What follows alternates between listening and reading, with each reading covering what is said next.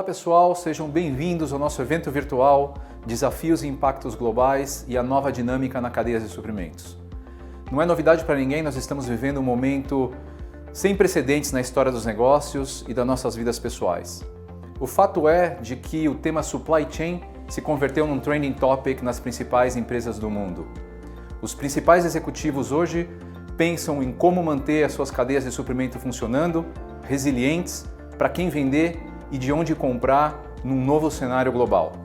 No dia de hoje, nós vamos aproveitar para discutir esses assuntos com especialistas e com empresas nacionais que vão compartilhar como estão lidando com esse novo cenário. Mas antes de a gente começar, nós temos uma mensagem de boas-vindas especial para vocês. Olá pessoal, meu nome é Cristina Palmaca e sou presidente da SAP no Brasil. Primeiramente, meu muito obrigada por vocês dedicarem um tempo para escutar as histórias de nossos clientes e parceiros, como eles estão trabalhando a gestão inteligente de gastos, bem como a cadeia de suprimentos de forma ativa e resiliente, ainda mais no momento tão peculiar que estamos enfrentando. A pandemia, a maior crise da nossa geração, está trazendo desafios muito grandes, necessidade de nos adaptarmos de uma forma muito diferente do que estávamos acostumadas e até fluida. A cada dia, uma decisão precisa ser tomada da melhor forma, na agilidade e velocidade nunca antes vista. E o mundo dos negócios não pode parar. E realmente a SAP tem um papel fundamental, até por a sua abrangência no mercado corporativo e estar em mais de 77% do PIB mundial. E tecnologia é um grande habilitador dessa transformação e certamente um habilitador das necessidades que estão sendo atendidas nesse momento. Cadeias de suprimentos robustas, eficientes, estão garantindo que não exista ruptura e certamente são coisas fundamentais, tanto para nós, pessoas, para as necessidades essenciais do dia a dia, bem como para as organizações e ainda mais se a gente explorar isso no que tange a parte médica, assistencial que está acontecendo neste momento. E nós da SAP queremos ajudar e ir além do que é o nosso negócio, ir além das nossas capacidades de responsabilidade corporativa. E para isso, durante este momento, estamos também disponibilizando vários módulos das nossas soluções, do nosso portfólio Ariba, tanto para a nossa solução de Ariba Discovery, como Ariba Start Sourcing, gratuitamente, para ajudar organizações a não terem rupturas no momento tão peculiar e único e desafiador, e garantir a melhor eficiência de toda a cadeia de suprimentos neste momento. E a gente sabe que a gente vai sair muito mais fortalecido, muito mais diferente e com grandes aprendizados de um momento tão peculiar, de uma crise tão única que a gente tem enfrentado. Mas isso só vai ser possível se estivermos juntos e juntos encontrarmos esses novos mecanismos, esse nosso novo normal com grandes aprendizados e certamente a tecnologia vai seguir sendo um grande vetor dessa grande transformação. Então, contem conosco, contem com o nosso ecossistema, contem com nossa equipe para que juntos possamos encontrar os melhores caminhos, as melhores trocas, os insights que vão garantir com que sejamos cada vez melhores e certamente muito mais humanos, mas sem perder de vista toda a eficiência que a tecnologia pode trazer. Então, meu muito obrigada, aproveitem muito o evento que foi preparado com muito carinho para vocês e enquanto isso, fiquem bem e fiquem salvos. Muito obrigada. Obrigado, Cristina. E para começar o nosso conteúdo, nós temos um convidado especial.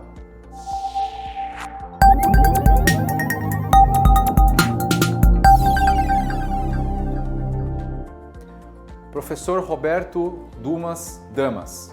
Trabalha no INSPER, economista, autor dos livros Crises Econômicas Internacionais e Economia Chinesa. Professor, nós estamos diante de um paradigma, de uma mudança completa na geopolítica mundial. E quais as perspectivas, quais os desafios e como é que o Brasil se insere dentro desse universo de mudanças que a gente está vendo? Obrigado, Marcelo. Obrigado, SAP Ariba, pelo convite. É um prazer falar para vocês, comentar um pouco com vocês como é que está o cenário e como é, obviamente, que nós poderemos aproveitar essa situação. Eu gostaria de começar rapidamente sobre a guerra comercial Estados Unidos e China, porque isso vai acabar impactando a geopolítica e acaba também, nós analisamos não a infeliz, mas a enorme dependência que nós temos da China. E isso é um pouco perigoso, como mostrou a atual pandemia do coronavírus. Mas só começando rapidamente da guerra comercial, nós temos ouvido desde que Trump tomou posse em 2017 que parecia que se tratava de uma questão de tarifas de soja, de aço, de alumínio. Sim, isso é verdade, mas o principal problema dessa guerra comercial, na realidade, não é um problema, são dois problemas. A propriedade intelectual. Em que pese que na fase 1 do acordo estava lá escrito que a China ia respeitar o acordo em relação à propriedade intelectual, eu acho isso um pouco difícil, por alguns motivos culturais e também históricos. Por quê? O mindset do chinês, ele procura se adaptar, ou seja, o mindset ele é baseado na filosofia confucionista. Eu sempre digo, eu não sou filósofo, mas o que diz a filosofia confucionista? Se você é meu amigo, se você trabalha comigo e se você é da minha família, você pode tudo. Se você não está dentro do meu círculo de Confúcio, eu não me importo nem um pouco com você. Por isso que quando você vai à China ou vê chinês, ninguém respeita a fila, ninguém respeita nada, porque isso para eles não é importante. Eles querem apenas respeitar aqueles que estão dentro do círculo de Confúcio. E o segundo ponto, por exemplo, o fato deles roubarem, o que roubam mesmo, propriedade intelectual ou forçar a transferência de propriedade intelectual quando uma empresa entra na China, isso também ocorre demais. Em que pese que Beijing assinou esse acordo, fase 1 com os Estados Unidos, que não ia mais obrigar as empresas a entregar a propriedade intelectual, eu acho muito difícil. Porque apesar de nós acharmos que a economia, ou melhor, o sistema político chinês é centralizado, de fato, ele não é. Ou seja, quando você vai lá para baixo e entra nas províncias, os governadores das províncias, eles têm uma enorme discricionariedade de permitir ou não, ou respeitar ou não a propriedade intelectual. E nós sabemos que os governadores das províncias, eles são avaliados de acordo com a capacidade de bombar o PIB. Então, muitos desses governadores obrigam as empresas que querem entrar nas províncias a abrirem mão da propriedade intelectual, porque é uma forma dele conseguir crescer mais e subir no Politburo chinês. Aí você pode falar, mas isso é pecado. Ele vai te responder, desculpa, mas os 10 mandamentos não fazem parte do meu mindset. Também vai falar, não, mas espera um pouquinho. E as influências iluministas da Revolução Francesa, o Equalité, Fraternité, desculpa, eu chinês, ele vai falar, eu passei da idade medieval para a idade contemporânea sem parar na idade moderna. Então, eu sei que vocês ocidentais, eles devem estar pensando, acham que roubar é uma coisa absolutamente hedionda, mas eu tenho 4.000 anos, eu não acho que isso seja um problema tão grave. E aí que mora o perigo. Eu acho que, em que pese que Beijing queira fazer isso, para você chegar lá embaixo nas províncias, isso não vai ser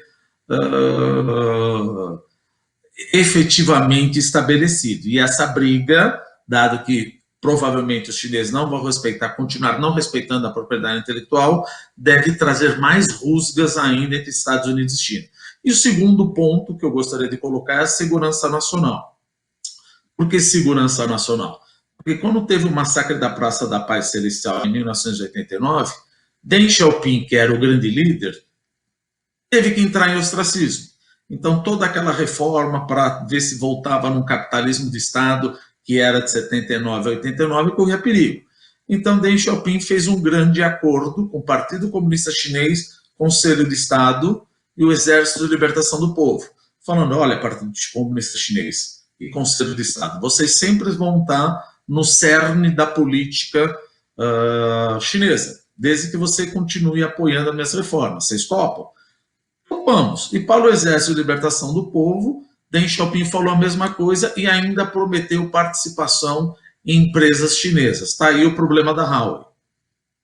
Então, quando você percebe que existem ainda várias empresas lideradas pelo exército chinês, e isso vai continuar, dificilmente o exército chinês vai sair dessas empresas para agradar, não agradar, mas aquilo que pleiteia o governo de Trump. Então, o que eu quero dizer com tudo isso? Essa guerra comercial vai continuar e vai continuar pós-Trump. E isso vai acabar exercendo mudanças nas zonas de influências geopolíticas. E o Brasil precisa tomar cuidado, porque pós-pandemia as coisas vão estar muito mais diferentes do que estão agora. Só para ter uma ideia, por exemplo, é o assunto do bode da sala. Por causa do coronavírus, Donald Trump já falou, assumiu, apesar da Organização Mundial de Saúde dizer que não é isso, assumiu que o vírus veio de um laboratório de Wuhan e quer colocar novas tributações em cima das importações chinesas. Os chineses falaram, olha, se você quiser fazer essa retaliação, eu vou retalhar em cima da retaliação. E aí tem um ponto positivo para o Brasil. Por que um ponto positivo para o Brasil? Porque dentro do acordo assinado em dezembro, que é aquela fase 1 que nós estamos falando até agora, a China se comprometeria a comprar 32 bilhões de dólares em produtos de agribusiness. Isso é ponto para o Brasil. Se a China pode muito bem falar, olha, eu vou te retalhar e não vou mais comprar muito agribusiness dos Estados Unidos, vou olhar ainda com mais amor o Brasil comprando agribusiness. Mas será que seria só o agribusiness que você beneficiaria? Não, toda a cadeia. Agribusiness, fertilizante, defensor agrícola, tratores, caminhão, químico, etc. Isso tudo tende a se beneficiar com essa rusga que vai continuar existindo entre Estados Unidos e China até pós-Trump. E, obviamente, que essa briga mostra o quão dependente ainda nós estamos da China. Por exemplo, setores que foram impactados por causa de um choque de oferta.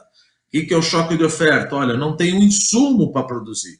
Eletroeletrônico, não precisa nem falar de Brasil. Veja o iPhone, a Apple, porque todo o iPhone ele é montado na China. E se as empresas da China param, não estou falando da China, qualquer país, se eu estou extremamente dependente de um país, isso torna a minha produção perigosa. É da mesma maneira que um fornecedor pode ser um país ou uma empresa aqui no Brasil. Então é mister que nós desenvolvamos novos fornecedores. Setores mais impactados dependentes da China nesse caso. Eletroeletrônico, carros, autopeças, medicamento genérico e tecnologia da informação. E não vamos esquecer também, como eu havia comentado, que o mundo vai sair diferente. Na minha opinião, o mundo vai sair mais isolacionista, mais protecionista. Olha como nós temos que correr para não perder essa janela de oportunidade e desenvolver novos fornecedores e novos compradores. Isolacionista, protecionista, populista e nacionalista. O que eu quero dizer? O mundo vai ficar mais difícil para fazer negócio.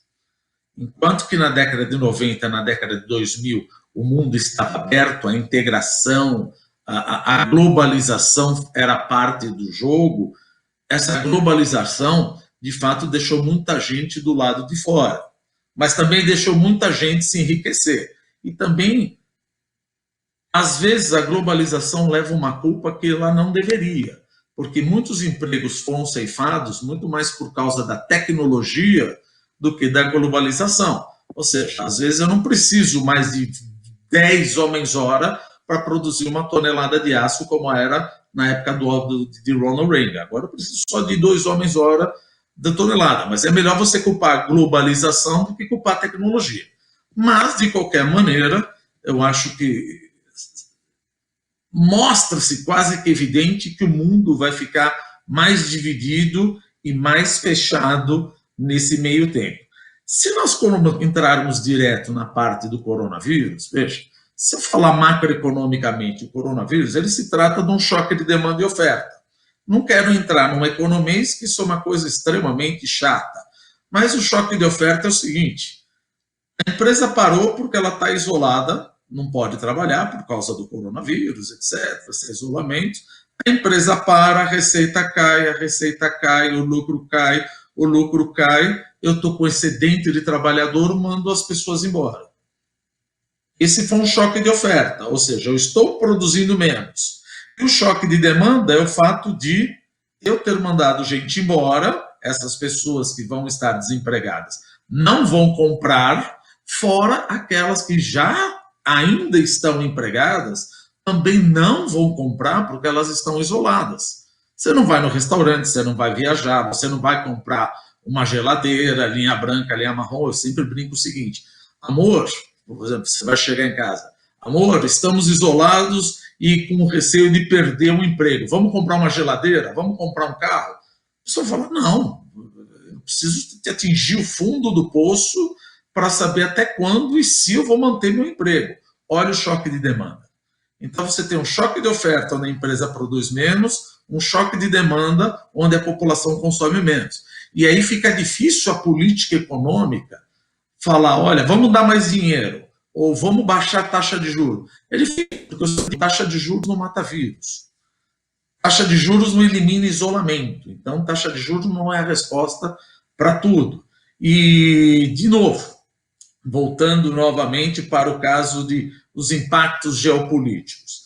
A gente sabe que depois do fim da União Soviética, era uma crise que existia na Guerra Fria. Essa Guerra Fria acabou em 1991, acabou o Pacto de Varsóvia, mas a OTAN continuou. E desde a época de Clinton, George W. Bush, os Estados Unidos continuam indo cada vez mais para o leste europeu. Chegando, pegando Montenegro, pegando a Estônia, Letônia e Lituânia, até que a Rússia falou, para aí. Por isso que ela invadiu a Ucrânia, a Crimeia, tudo. Então já falou, olha, estamos fazendo um novo mundo bipolar. Nessa bipolaridade, teve a ascensão da China. Ou seja, a ascensão da China ela é completamente diferente se nós formos comparar com a ascensão da União Soviética e com uma Guerra Fria. Não se trata de uma Guerra Fria como era antigamente. Por quê? Porque a China não quer destruir os Estados Unidos como a União Soviética queria. Ela não se importa de coexistir com os Estados Unidos. Só que aí é que é o problema justamente para as nossas empresas que geralmente fazem outsourcing lá. O que a China quer, sem dúvida, é tirar os Estados Unidos da Ásia. Existe o que chama hard power. Os Estados Unidos estão na Tailândia, querem bases militares, quer apenas como adidos militares. Eles estão na Tailândia, estão nas Filipinas, estão na Coreia do Sul, estão na base de Guam e no Japão. E a China está construindo ilhas artificiais como bases militares. E ela já deixou claro, olha, conforme o tempo vai passando, ao invés de eu exercer o meu hard power, ou seja, colocar exército nos outros países, eu vou exercer meu sharp power. Eu vou cada vez mais dar dinheiro para os outros países para trazer eles para a minha zona de influência. E Trump já deixou muitas vezes claro isso. Ele já falou, olha, a OTAN é uma coisa defasada. Você imagina como o coreano deve estar pensando, opa, pera um pouquinho, você vai mesmo roer corda assim? Você me assusta, porque eu tenho um inimigo que está a 4 quilômetros de distância de mim, com um monte de ogiva nuclear apontando para mim. Trump falou, não tem cabimento mandar tropas militares para Montenegro, apesar que Montenegro fazer parte da OTAN. Então não é questão de defender Montenegro ou não, mas aqueles que são aliados dos Estados Unidos, estão na Ásia, ficam se perguntando, puxa vida, dá para confiar nos Estados Unidos nessa mudança de estratégia do tipo, eu até te protejo, mas você tem que pagar a minha proteção. Qual a probabilidade de, hora que acabar tudo isso, a China falar, eu te protejo, não vou roer corda, só quero que você elimine essa aliança, você passe para a minha zona de influência. Então existe um risco, não um risco, uma probabilidade bastante relevante aí do mundo se dividir em zonas de influência de Estados Unidos, Rússia e China. Ora, se a China de fato desenvolver essa zona de influência em toda a Ásia, nós voltamos como era a década de 80 até 91. Voltamos de fato numa Guerra Fria, onde eventualmente os países do Ocidente podem achar que os países asiáticos seriam novos inimigos. Acho difícil, mas poderiam ser novos inimigos. Mais um motivo para aproveitar essa janela de oportunidade e desenvolver fornecedores e novos compradores utilizando plataforma tecnológica. Por quê? Porque no momento que esses países passarem de fato para a zona de influência da China, fica muito mais difícil você entrar nesses países, porque eles já são como países satélites da China. Aí alguém pode falar, não, mas se eu desenvolver um fornecedor no Vietnã, no Camboja,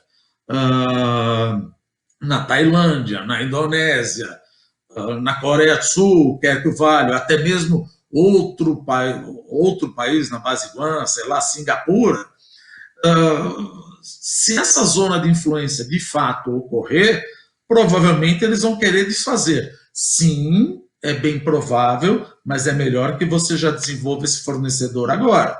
É mais fácil desenvolver no momento onde essa nova geopolítica não foi impetrada ainda, do que você tentar desenvolver quando essa zona de influência for estabelecida formalmente.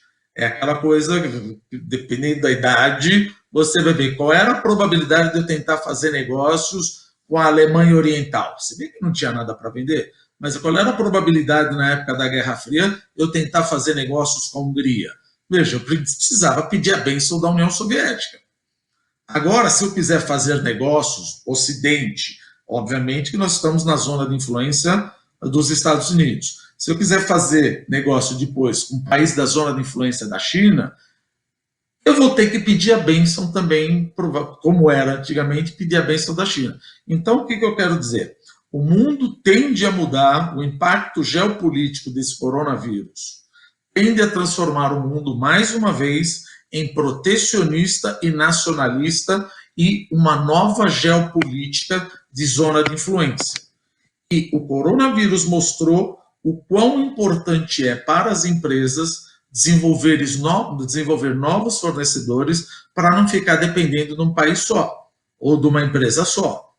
Então, se o teu fornecedor, em termos de vantagens comparativas, ele está localizado na Ásia, eu acho que isso é uma enorme janela de oportunidade para você desenvolver agora. Porque, como a gente pode até dizer, o tempo não é o seu amigo. As coisas vão piorar nesse sentido. E para isso você fala, não, mas eu tenho que pegar o avião e ir para o Vietnã. Não, existe tecnologia para você fazer isso. Existe tecnologia, existe um hub, um e-procurement, onde você junta todas as partes e desenvolva o teu fornecedor rapidamente. Porque assim que o coronavírus acabar, é a hora das placas tectônicas se ajustarem e ver quem será a minha zona de influência e o que é pior. Talvez ele coloque protecionismo. E aí, se ele já coloca protecionismo, eu falo, mas vai colocar protecionismo em mim? Sim, talvez. Mas já que você já tem um acordo comercial, fica mais fácil a negociação. Principalmente se for do interesse do país que está colocando o protecionismo. De novo, é uma bruta janela de oportunidades, imperativo que as empresas, por dois motivos, desenvolvam novos fornecedores. Um, não ficar dependente de um país só, porque isso é perigosíssimo, como vocês viram no caso do coronavírus. De novo, também não ficar dependente de um país só, porque uma nova geopolítica está se formando. E zonas de influência estão se formando. E a gente sabe como ocorria a Grande Guerra Fria na época que a União Soviética existia. E aí a gente pensa, eu entendi, mas no mercado interno, o que o governo brasileiro está fazendo atualmente? Veja, não tem muito o que fazer atualmente em relação ao mercado interno. Por quê? Como nós falamos, é um choque de demanda e oferta. Não adianta muito eu baixar juros, porque ninguém vai às compras. O que o governo está tentando fazer é uma política de tal sorte de manter o capital econômico das empresas intactas. Muitas podem morrer, Mas o objetivo não é expandir o PIB não vai crescer esse ano, mas pelo menos se mantenha vivo, porque em 2021 você vai estar pronto para decolar. Ou melhor, você não vai estar, esse é o objetivo do governo, manter o capital econômico. Setores privilegiados, veja, é mais fácil falar dos setores que estão sofrendo do que os privilegiados, mas existe setor privilegiado. Supermercado, hipermercado, e-commerce, todas essas coisas. Mas aqueles que vão sair rápido dessa crise, como por exemplo, linha branca, linha marrom, carro, etc. Mas serviço já é um setor difícil. Por exemplo, se você não foi viajar com teus filhos para a Disney esse ano, você não vai 2 vezes ano que vem. Se você não foi viajar com a sua esposa para Paris, ou sei lá para onde, esse ano, você não vai 3. Então, essa renda já foi embora. Então, tem setores que não são privilegiados. E essa janela de oportunidade é que justamente te ajuda, porque no momento que você vê que o fornecedor do outro país não está vendendo para ninguém, é o momento de você chegar e começar a querer desenvolver esse fornecedor. Veja, eu não estou vendendo há 3 meses. Aí vem alguém através de um hub de e-procurement e fala, gostaria de conversar com você no momento de crise, ele vai te abrir os braços completamente. Ele falou, estou todo ouvidos. Então, mais uma vez, é uma janela de oportunidade para tentarmos desenvolver novos fornecedores e também novos compradores. Por que novos compradores? De fato, o Brasil não é competitivo. O custo da mão de obra do Brasil é caríssima.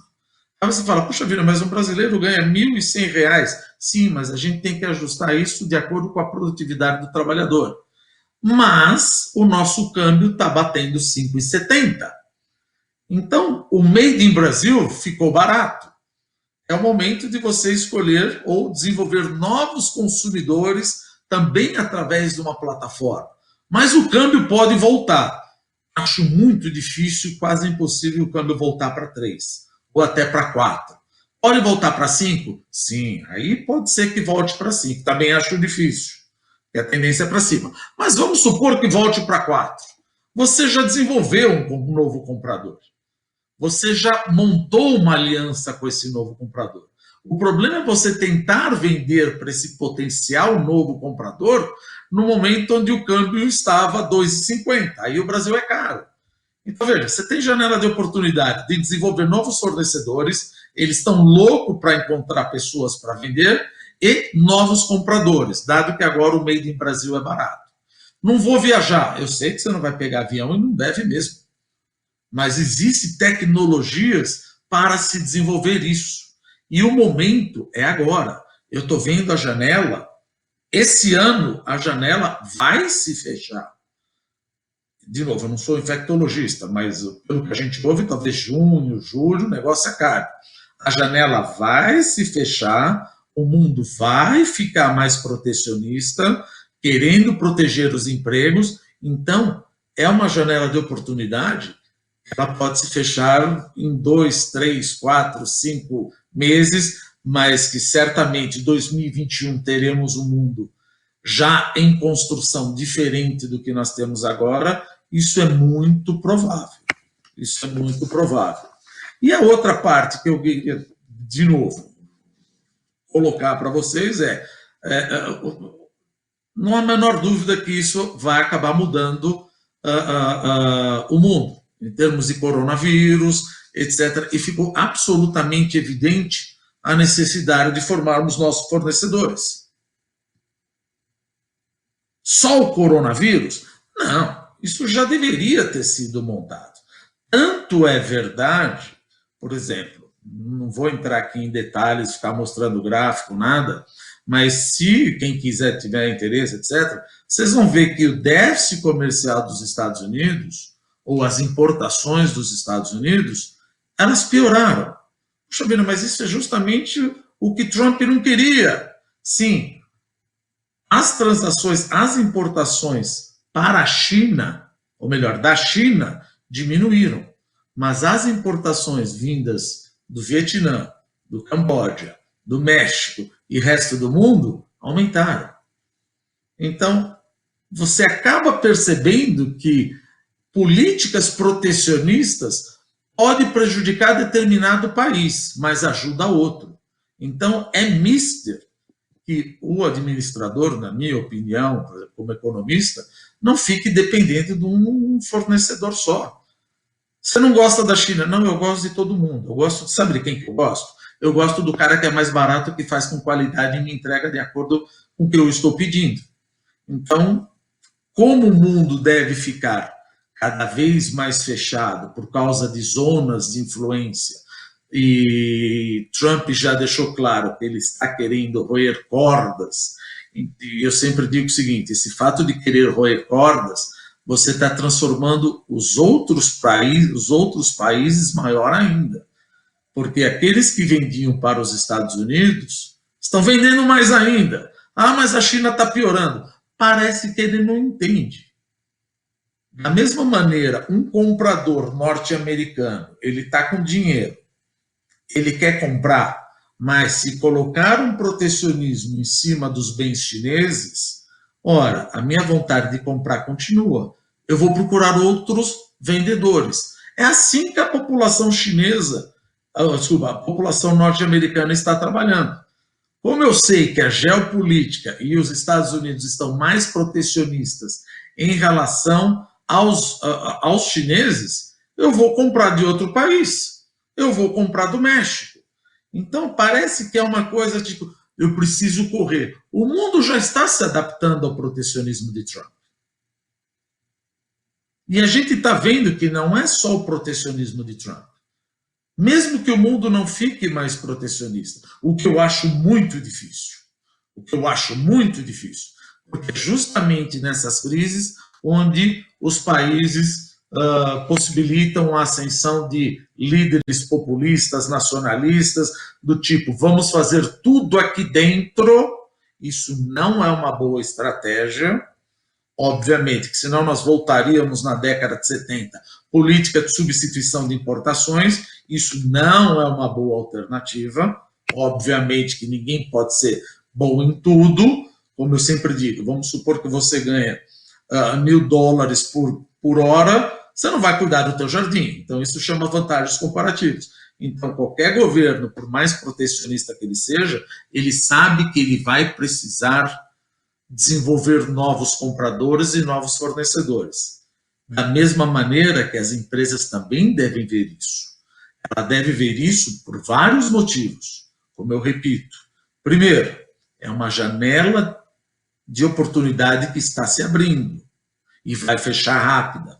Segundo, ficou mais do que evidente de que depender de um país só, não estou dizendo que é a China não tem nada de comunismo, mas ficou absolutamente claro que você depender de um país ou de um único fornecedor, Deus me livre, vem de novo um outbreak de uma nova doença no Vietnã por causa dos portos, ou no Camboja, ou na Malásia, ou o que quer que seja, veja, é importante que você tenha um potencial rol de fornecedores e consumidores que você distribuiu. Então, eu acho que meio piegas falar de um limão, uma limonada, mas é isso. Vamos apanhar? Sim, o Brasil vai apanhar. Qual é a lição que eu tenho disso? Gente, eu não posso depender do fornecedor só. Não, mas depois, na hora que acabar a pandemia, vamos em frente. Não vamos em frente. Primeiro, pode acontecer outra pandemia na China. Também pode acontecer no Vietnã. Sim, por isso que nós estamos falando. Desenvolva vários potenciais fornecedores, onde, quando você precisar, fica absolutamente factível você já saber que esse fornecedor ele tem capacidade técnica, ele tem capacidade financeira, ele te conhece, ele sabe exatamente o tipo de produto, o insumo que você precisa e o mais importante, principalmente quando se lida com países da Ásia, ele não usa mão de obra análoga à escravidão. Quando eu falo análoga à escravidão, não quero dizer que você vai usar os grilhões, mas eventualmente vários países utilizam mão de obra, onde a mão de obra trabalha das 7 às 23 horas. Mas esse é o modus operandi dele. Então você precisa ficar muito atento a isso. E é o momento de desenvolver justamente quando a economia está parada. Quando a economia já está girando e essas placas tectônicas começam a mudar, vai ficar mais difícil.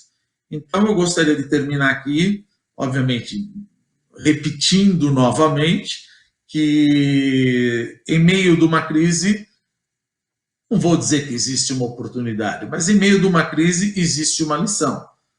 Qual é? Olha, nunca mais fique dependente de um país, nunca mais fique dependente não apenas de um país ou de apenas um fornecedor. Olha o risco que você corre, e isso é o choque de oferta, você não consegue vender. Quem trabalha nesse setor sabe, se um cluster de um carro não vier, o carro inteiro para, a máquina inteira para, a fábrica inteira para. Eu não tenho nenhum fornecedor na Ásia ou outro lugar que possa me oferecer. É aí que fica a grande oportunidade de desenvolver. Era isso que eu queria falar. Estou à disposição futuramente, ou por internet, etc. Mas, Marcelo, muito obrigado pelo convite e sempre sigo à disposição. Obrigado por essa oportunidade. Obrigado, professor Roberto Dumas, pelo grande esclarecimento para a gente sobre esse assunto. E agora a coisa vai pegar fogo.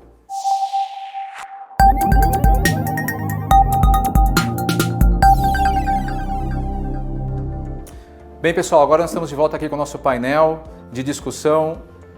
Contamos aqui com a presença do Rodrigo Brea, diretor de Planejamento de Supply Chain da Natura, com o Thiago Lemos, o Head de Compras da iFood, com o Silvio Abad, Vice-Presidente de Vendas da SAP, e com meu amigo Alex Leite, diretor educacional da Live University. Alex, agora é com você. Vamos ver o que sai desse painel. Legal, muito obrigado, Marcelo, pela apresentação dos participantes. E vamos fazer um bom painel aqui, né, galera? Descontraído, com bastante perguntas. E vamos lá. Então, boa tarde, Rodrigo, Thiago, Silvio. Prazer estar com vocês aqui. Cada um da sua casa, eu diretamente aqui da Live University de Braskem, no estúdio, e cada um aí de vocês na casa de vocês. Então, a primeira pergunta que eu tenho, logo para a gente iniciar o nosso painel aqui, eu vou fazer para o Thiago, certo? No iFood. E aí, Thiago, eu queria que você contasse um pouquinho como que vocês aí no iFood, até antes do Covid, estão estruturados na sua área de compras. Como que é a organização da sua área? Quais são os processos centrais da sua área? Para depois a gente falar sobre o que está acontecendo no cenário de pandemia. Claro, vamos lá.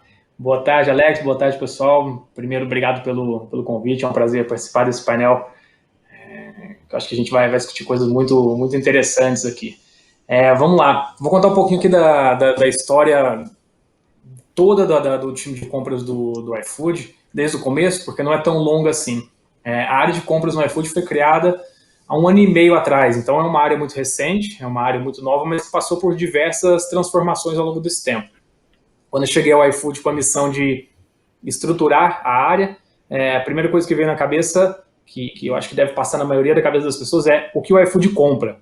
O iFood compra comida, o iFood compra moto, não é bem isso. Assim. O iFood é uma empresa como qualquer outra que tem suas categorias, tem todas as demandas e o que a gente compra. Então eu costumo dizer, de forma bem simplificada, para ficar claro, principalmente para quem é leigo no assunto, é que a área de compras no iFood compra desde o Red Bull, desde a cerveja que tem lá, que fica disponibilizada no escritório para que os funcionários possam consumir, até os grandes contratos de marketing, essas propagandas que todos veem na Rede Globo, grandes negociações de tecnologia, outras grandes negociações de marketing. Então, é uma área que tudo que envolve contratos, tirando o lado de restaurante, passa pela área de compras do iFood. Então, o grande desafio era como estruturar uma área que consiga tomar conta de tudo isso, quantas pessoas são necessárias, qual o modelo da área. Seguimos fazendo gestão de categorias, esse é o melhor caminho, não é? Então a área primeiramente foi estruturada justamente com a ideia de categorias. Então vamos mapear primeiro tudo que tem dentro da empresa, vamos juntar isso em categorias e vamos colocar compradores específicos por categorias. Por quê? Acho que a gente consegue fazer sinergias entre diferentes áreas, mas que compram as mesmas coisas. E outra, como a gente faz uma área de compras funcionar aqui dentro? É uma empresa que prega e preza por agilidade, muito pouca burocracia, como fazer isso, como construir uma área de compras que tenha tudo isso. Esse era o grande desafio. Então, a princípio, a gente tentou fazer de uma maneira tradicional, com a política gigantesca, vamos centralizar todas as compras, e de imediato a gente viu que, cara, não é possível centralizar todas as compras e não burocratizar. Então, vamos dar um passo atrás e vamos refazer a ideia do que a gente imagina para a área. Então, a ideia é, vamos dar mais liberdade para as áreas, para que elas consigam fazer as suas compras, para que elas consigam seguir com suas demandas, né? Então, a gente continua com a divisão de categoria, mas a gente deu muito mais liberdade para que as áreas fizessem aquilo que elas quisessem. Então, nem tudo passava pelo time de compras. Muitas coisas aconteceram por fora e a gente fazia a famosa regularização. O que a gente viu ao longo do tempo muitas regularizações estão acontecendo, muitas coisas importantes estão deixando de passar pela área. Então, era o próximo passo. Como a gente faz para centralizar essas coisas que são importantes e abrir mão daquelas que não são importantes? Então, a gente teve uma mudança de mindset e deixou de seguir com a figura do gestor de categorias. Então, a gente criou a figura dos business partners. Hoje, a área está estruturada dessa maneira. A área conta com especialistas, são pessoas mais seniorizadas, que trabalham dentro das áreas. Então, eu tenho uma pessoa que é especialista em marketing, que está lá dentro do marketing. Eu tenho uma pessoa especialista no time de RH, de tecnologia, essa pessoa está lá dentro. As pessoas do time de compras, elas fazem parte dos times do iFood. Então, se tem uma reunião de marketing para tratar algum assunto, a pessoa de compras está lá dando opinião. Então, a ideia é que a gente passe a influenciar no negócio. Hoje a gente chegou nesse modelo. E como fazer isso funcionar? Hoje a gente conseguiu centralizar todas as compras dentro da empresa, mas não quer dizer que o meu time vá comprar tudo. Não, a gente tem uma regra de triagem no sentido de isso aqui faz sentido eu negociar, isso aqui eu já estava participando dentro da área, isso daqui a própria área pode seguir e tocar por ela mesma. E a gente simplesmente vai fazer a regularização. Então, esse foi o caminho ao longo de 1 ano e meio, até chegar nesse momento. Eu não vou entrar aqui no detalhe ainda da estrutura que a gente está vivendo hoje, por conta do Covid e tudo mais, mas esse foi o caminho, de forma bem resumida, que a gente trilhou ao longo desse 1 ano e meio, até ter uma estrutura seniorizada, que influencia no negócio e que não simplesmente fica tirando pedidos para atender as demandas das demais áreas. Perfeito, Thiago. Então, se a gente para analisar, eu vou usar um termo, né, que o iFood muitas vezes classificado até como startup, foi uma startup, né, já está grande, e usando o termo de startup, você pivotou, né, ou seja, mudou a lógica comum aí de grandes empresas de compras que são organizadas por categorias e não organizados necessariamente por business partner, né? Então, isso é muito legal, diferente, um modelo bem bacana para as pessoas refletirem sobre esse tipo de modelo, tá? E aí, mas vamos falar sobre isso. O que você teve que fazer de ajuste por causa do Covid-19 nessa estrutura que você desenvolveu aí no iFood? Uhum. O que você comentou, Alex, é super importante. Eu acho que, na minha visão aqui como líder da área, a área de compras no futuro tende a ser assim, principalmente para empresas de tecnologia, como o iFood empresas que estão em constante crescimento. É um pouco diferente quando você pega uma grande montadora que tem lá suas divisões de categorias e tem especialistas para comprar certos tipos de materiais. Eu entendo que isso é um pouco diferente, mas para empresas de tecnologias, é importante seguir no meu ponto de vista, faz muito sentido seguir nessa linha, para que a área de compras seja vista como uma área de negócios, como uma área que influencia o negócio. E para que isso aconteça, 2 coisas são muito importantes, no meu ponto de vista. Pessoas, ter as pessoas certas, e tecnologia. Se você é de uma empresa de tecnologia e não usa tecnologia, alguma coisa está errada. E ter boas pessoas que entendam o contexto, que entendam a cultura da empresa, que entendam como isso funciona e que saibam usar tecnologia, cara, a junção dessas 2 coisas forma um time legal. Então, a gente já vinha trabalhando muito nisso antes do período que a gente está vivendo agora. Então, a empresa como um todo já vinha se estruturando e tendo um mindset de que precisamos de tecnologia, temos que usar tecnologia. Então, antecipadamente a tudo que está acontecendo, a gente já incentivava bastante o home office, a gente já tinha boas ferramentas para poder trabalhar remotamente, apesar de que o nosso escritório é muito legal, né, muito bacana, então as pessoas gostam de ir para o escritório. Então, nesse momento que a gente está vivendo, isso é uma quebra de paradigma. O que é mais importante que eu vejo? Hoje, trabalhando todos remotos, como fazer a gestão dessa galera toda? Como ter a interação e influência nas demais áreas que é preciso de forma remota? Então, de novo, boas pessoas que entendam o contexto e que saibam trabalhar assim, e tecnologia. Hoje a gente tem inúmeras ferramentas que permitem que a gente consiga trabalhar de forma remota e que seja produtivo. Nesse momento mesmo, a gente está aqui fazendo uma live, estamos conversando, trocando ideias, cada um na sua casa. Como seria antigamente? Todos, a gente marcaria um horário, teria todo o deslocamento, todo mundo ia para um lugar, a gente ia se encontrar, ia debater. Isso ia tomar talvez o dia inteiro. Hoje, em 2 horas, a gente resolve esse problema. Então, tem um ganho de produtividade, de efetividade muito grande nesse ritmo de trabalho. Então, voltado aqui para o time de compras, a gente se antecipou. Então, antes, como já era a estrutura no escritório, o time tem 20 pessoas e na nossa baia só tem 10 lugares. Para quê? Justamente para incentivar que as pessoas ou rodem nas áreas ou trabalhem de casa. Não é necessário que todos venham ao escritório no horário certo. Outra coisa, a gente não cobra que bata ponto. Nunca teve isso. É virtual, você lança suas horas de forma virtual. Então, continua sendo assim. E o mais importante, você passar a entender o lado pessoal das pessoas e passar a compreender que existem limitações, que as pessoas têm os seus tempos para serem produtivos, tem seus tempos para descansarem, tem seu horário de almoço que varia, tem um horário para começar a trabalhar, tem um horário para terminar. Isso tudo faz parte desse novo contexto que a gente está vivendo. Então, ter pessoas que entendam e saibam trabalhar nesse contexto, o ganho é certo. E ter boas ferramentas que te permitam isso, você junta essas duas coisas, você consegue ter uma sinergia e uma produtividade muito grande, do meu ponto de vista. Perfeito, perfeito. O Brea, primeira participação do Brea aqui. O Brea, então a pergunta que eu vou fazer não é sobre a área de compra, é sobre supply como um todo.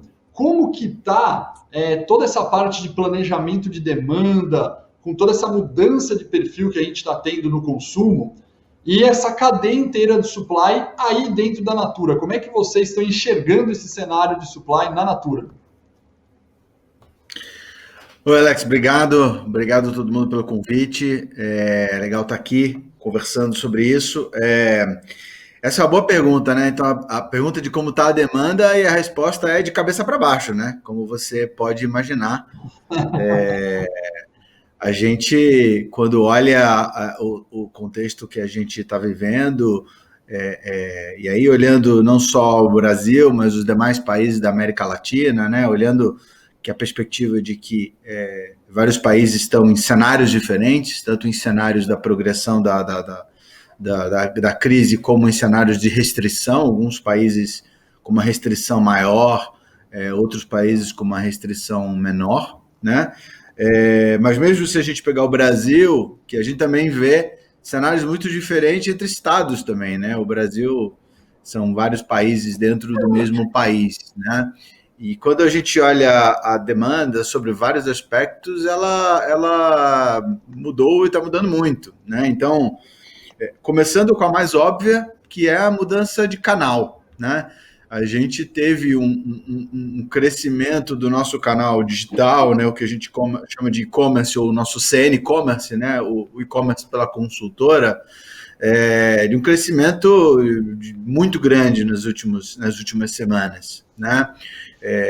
Que era um caminho que a gente já estava seguindo, a gente já tinha um incentivo grande para a consultora poder trabalhar tanto no mundo offline quanto no mundo online, mas isso foi um canal que foi fortemente potencializado pelo contexto que a gente está vendo. Então, a mudança de canal é a primeira e a mais óbvia.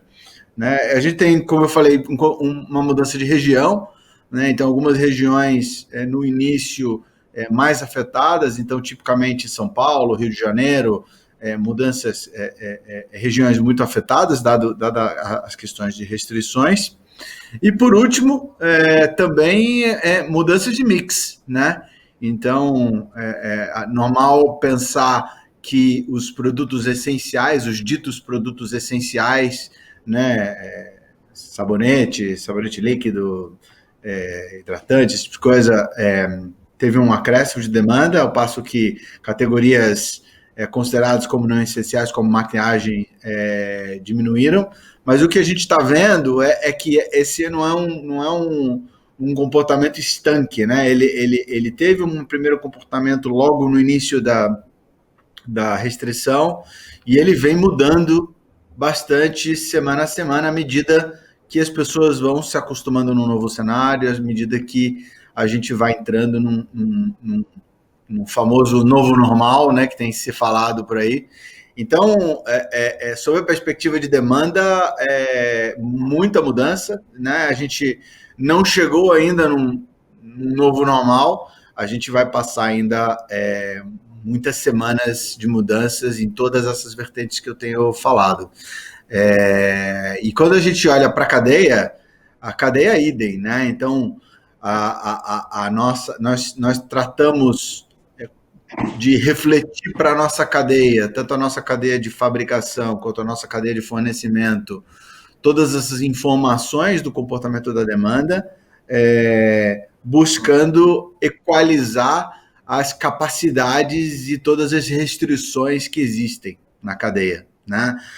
Não tem uma fórmula mágica, o que tem é uma preocupação grande de você estar próximo com todos os seus fornecedores, com todos os seus elos da cadeia, tudo que é importado, tudo que é nacional, e trocando informação o mais rápido possível. Esse, para mim, nesse momento, é o nome do jogo, como a gente consegue fazer com que todo o planejamento, replanejamento, que todos esses ciclos de planejamento e replanejamento, eles sejam radicalmente encurtados num cenário onde a demanda muda toda semana. Perfeito. E, Bré, uma curiosidade, com toda essa mudança que teve de comportamento, para você planejar a demanda, certamente o modelo estatístico, digamos assim, o algoritmo, enfim, que usava do ano passado não está funcionando agora, né?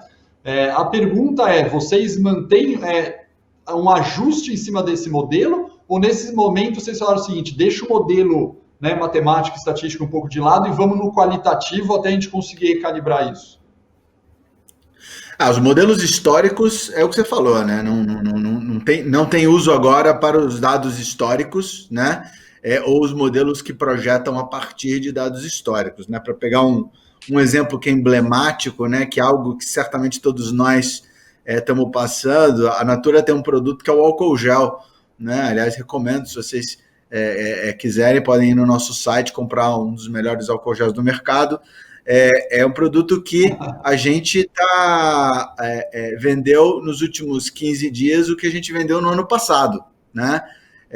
Nós, como empresa, na América Latina, colocamos no mercado 800 toneladas de álcool gel nos meses de abril e maio, né?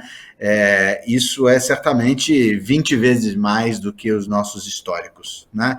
Então, pegando um exemplo pequeno, para mostrar o que está acontecendo sobre essa perspectiva. E o que a gente tem feito ao invés de tentar buscar modelos muito científicos, muito apurados, o que a gente tem feito como eu falei, planejando e replanejando. O que a gente antes fazia de ciclos mensais viraram semanais, o que antes a gente fazia de ciclos semanais tiveram que virar diários, né? Porque a gente precisa conseguir enxergar nos níveis regionais e categoria o que está acontecendo de uma forma muito mais frequente.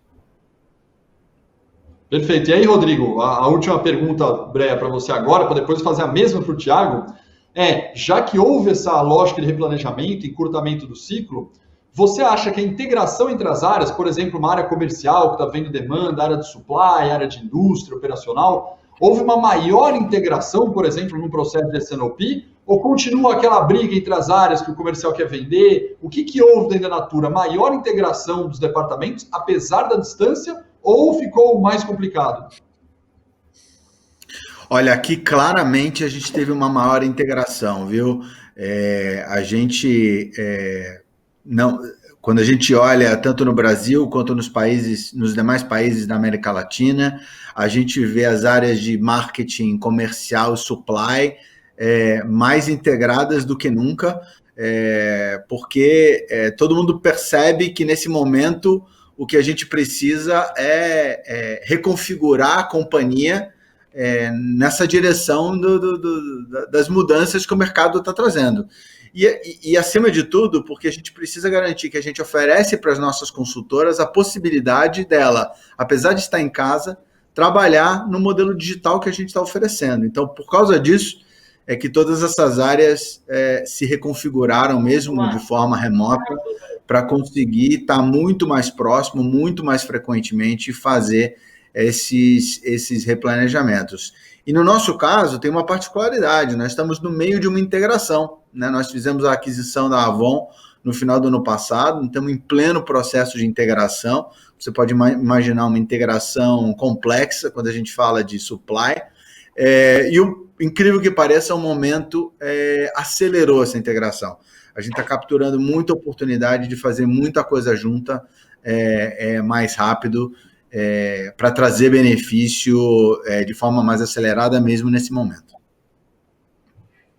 Perfeito. Tiago, aí no iFood, como é que você está sentindo também, apesar da distância física, essa integração entre as áreas? Aumentou, diminuiu? Os seus business partners aí estão com mais facilidade ou mais dificuldade?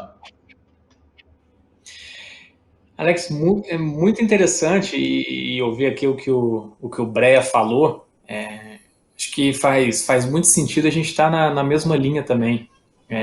Eu percebo que agora a gente vivendo a rotina do novo normal e aprendendo a se adaptar, entendendo que isso é o presente e é o futuro, obviamente, no futuro com um pouco mais de estrutura, quando as pessoas puderem sair de casa, mas trabalhando nesse modelo, as empresas estão se reinventando e aprendendo a trabalhar dessa maneira.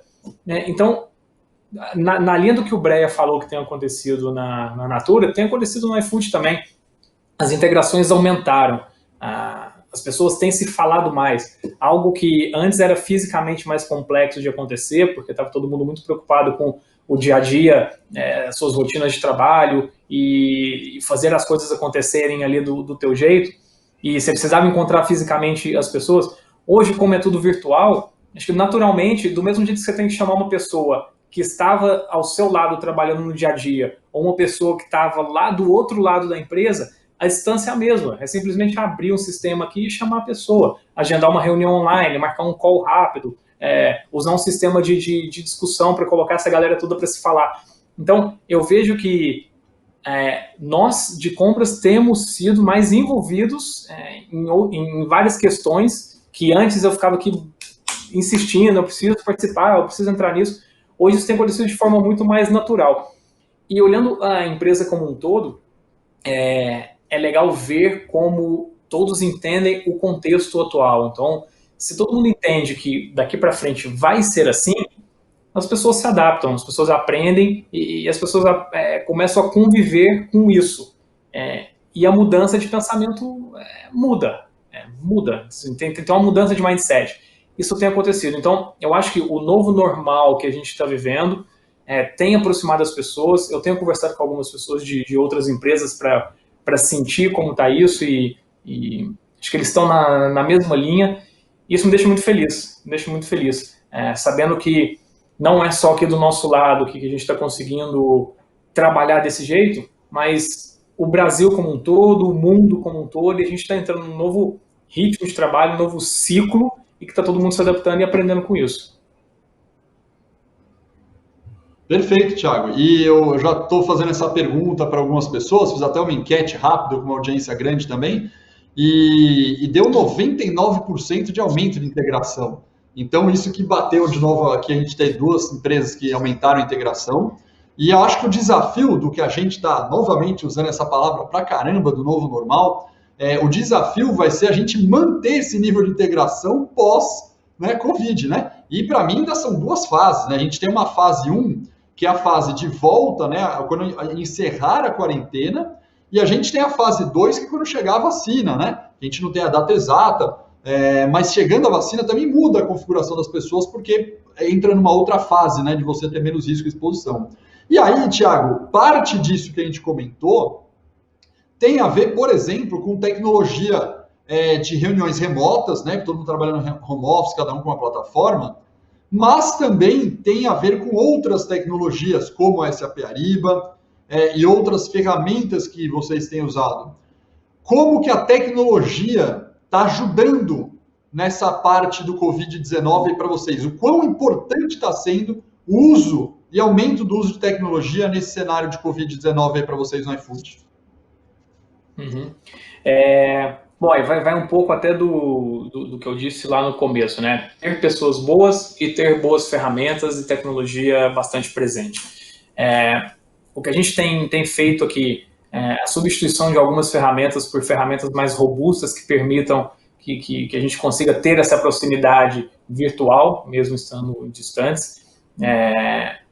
A gente tem investido bastante no nosso sistema, como empresa mesmo, vários softwares, várias tecnologias novas também, para deixar o sistema mais robusto. O vídeo que a demanda aumentou bastante, a gente precisa suportar isso.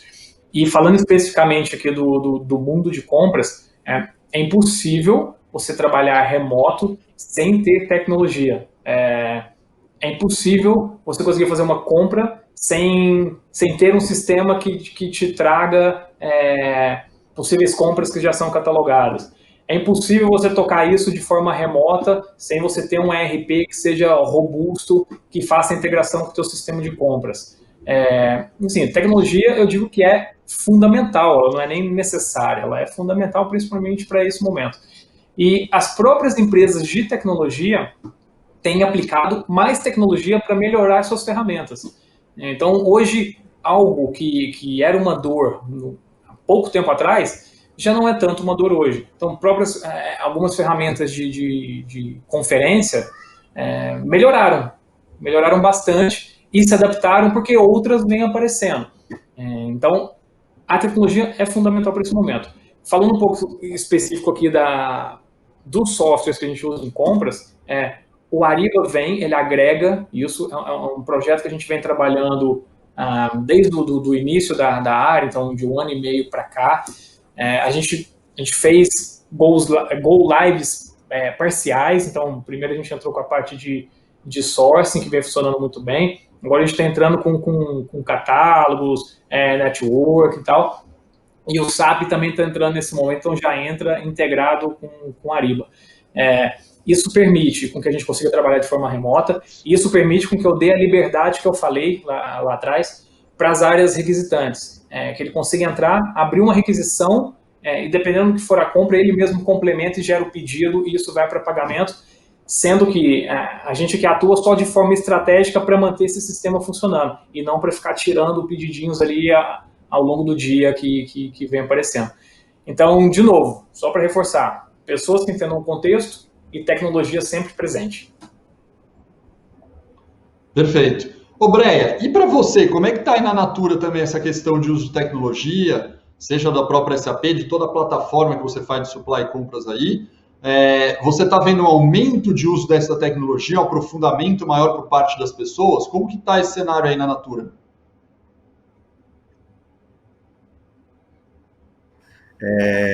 Em relação à tecnologia, a gente tem feito um uso muito intenso em dois aspectos, né? O primeiro do lado do negócio, né? Onde a gente vem num processo de digitalização da nossa força de vendas, digitalização da venda direta, né?